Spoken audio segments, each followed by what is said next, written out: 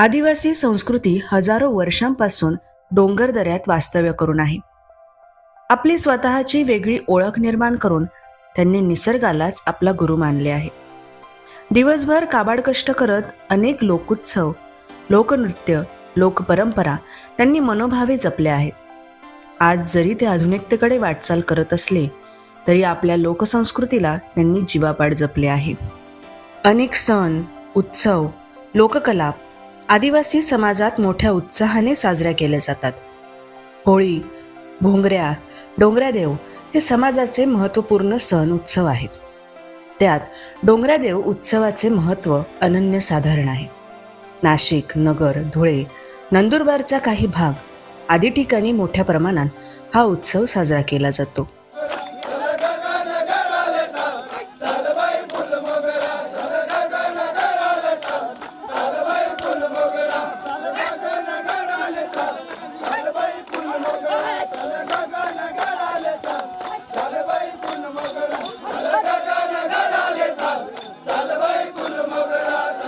आदिवासी समाज मुळात निसर्गप्रिय आहे. निसर्गातील अनेक घटकांची पूजा अर्चा समाजात प्रचलित आहे. नदी, पर्वत, जंगल, जंगलातील पशुपक्षी आदींना देव मानून त्यांची मनापासून अर्चना आदिम समाजात केली जाते. डोंगर माणसाच्या अन्न, वस्त्र, निवारा आदी गरजा पूर्ण करतो. त्याचे ऋण म्हणून समाज त्याला देवस्वरूप मानून डोंगरादेव उत्सव साजरा करतो. सलग 10 ते 15 दिवस चालणाऱ्या डोंगरादेव या उत्सवाचे स्वरूप प्रत्येक ठिकाणी परिस्थितीनुरूप वेगळे असते. काही ठिकाणी डोंगरावर जाऊन पूजा केली जाते तर काही ठिकाणी नदीत ही पूजा केली जाते. दोघं पूजाविधींना गड घेणे असं म्हणतात.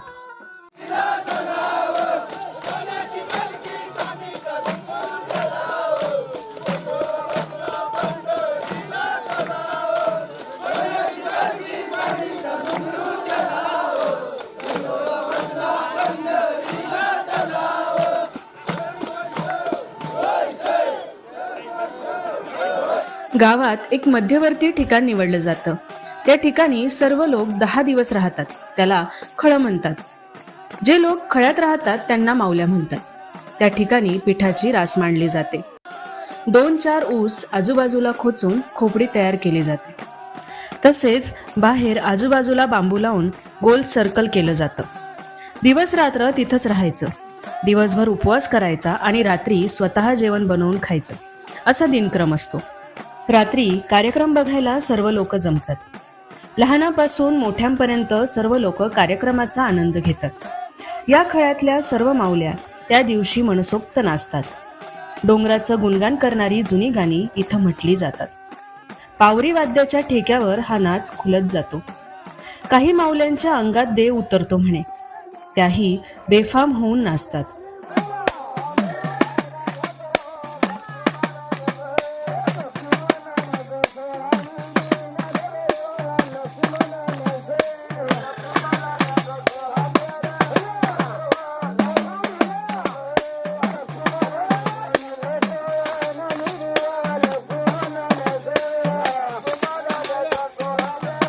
काही ठिकाणी हा उत्सव 10 दिवस चालतो तर काही ठिकाणी हा उत्सव 15 दिवस चालतो.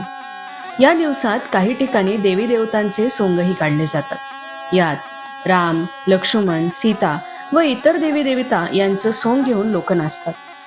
गावातली मंडळीही हा देखणा उत्सव बघायला पंचक्रोशीतून येतात.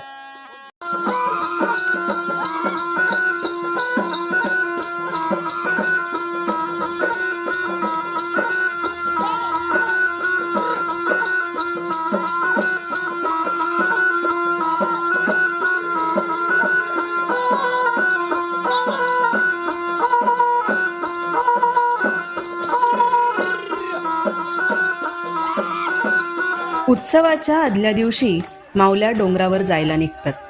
सर्व आयाबाया त्यांची मनोभावे पूजा करतात. काही लोक माऊल्यांचा आशीर्वादही घेतात आणि डोंगराकडे प्रस्थान करतात. यालाच गड घेणं म्हणतात.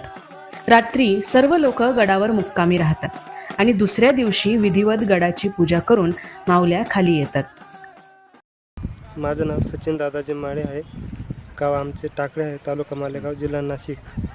डोंगर दरींना पूजणारे आहेत. आणि आमचे या कार्यक्रमाची रूपरेषा अशी असते किंवा आधी आम्ही भक्तांना फूल देतो. फूल दिल्यावर ते फिक्स झाल्यासारखं असतं आणि अमावस्याच्या तिसऱ्या दिवशी साधारण हा आमचा थोम घालला जातो आणि त्याच्या दुसऱ्या दिवशी खळीवर बसतात आणि तिसऱ्या दिवशी रानात रास मागण्यासाठी जातात. आम्ही ती रास जमा करतो. पायात चप्पल नसते, तेवढ्या दिवस उपवास असतो. उपवासासाठी फक्त आम्ही शेंगदाणा गूळ किंवा कोरा चहा चालतो फक्त आम्हाला. आणि संध्याकाळच्या दिवशी आहे ना फक्त हरभऱ्याची डाळ किंवा मूगची डाळ या असते उपवास सोडण्यासाठी. परत रात्री आम्हाला 4-5 टाईम वळाणा असतो.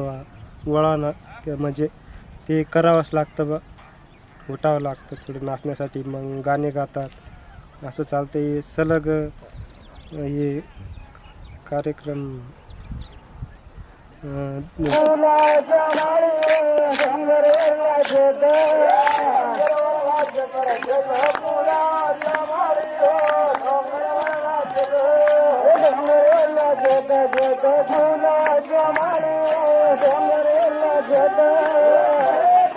डोंगऱ्यादेव या उत्सवात सर्वात महत्त्वाचा गड म्हणून कणसऱ्या गड सर्वात जास्त प्रसिद्ध आहे.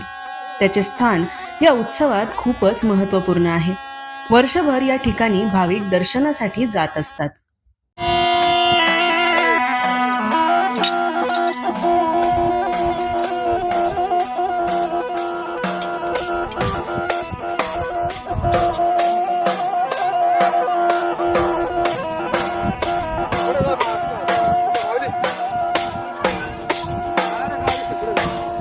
गड घेऊन आल्यावर सर्व लोक खळ्यावर परत येतात. या दिवशी गावातून गोळा करून आणलेला शिदा त्याचं जेवण बनवलं जातं. देवाच्या नावाने घेतलेले बोकड कापले जातात. संपूर्ण गाव या ठिकाणी मदतीला असतं. जेवणासाठीही संपूर्ण गावाला आमंत्रण असतं. डोंगऱ्यादेव हा उत्सव खरं तर आदिवासी संस्कृतीच्या उगमातला एक महत्त्वाचा उत्सव आहे. निसर्गाप्रती आपले ऋण व्यक्त करण्याची मोठी परंपरा समाजाने अविरतपणे टिकवून ठेवली आहे. 10 दिवस चालणाऱ्या या उत्सवामुळे अनेक लोक एकत्र येतात. आपले सुखदुःख विसरून निसर्गापुढे नतमस्तक होतात.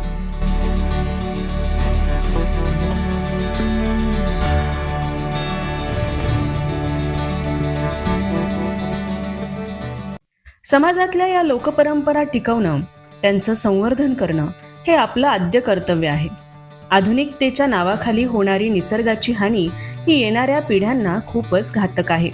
म्हणून आपण निसर्गाचे पाईक होत त्याचे जतन करूयात. या उत्सवाला जगाच्या कान्याकोपऱ्यात पोहोचवूया. डोंगऱ्यादेव फक्त एक उत्सव नाही, ती आपली अस्मिता आहे. आपली संस्कृती, आपल्या अस्मितेचा हा वसा आपल्या पुढील पिढीसाठी राखून ठेवूया.